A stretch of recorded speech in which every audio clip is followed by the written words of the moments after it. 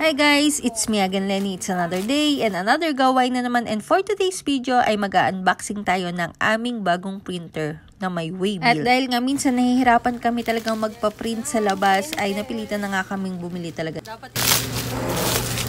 Hindi na tatakbo si Omar. Mar, takbo ka doon at magpapaprint. Turuan mo ako, Tia, kung paano. Dalawa na kami.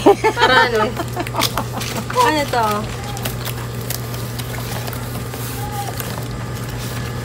Ito. Tawang-tawa. Sana yung hula ko, printer. Sabi mo kanina, ano yan eh, cutting machine. Kayo nagsabi, cutting.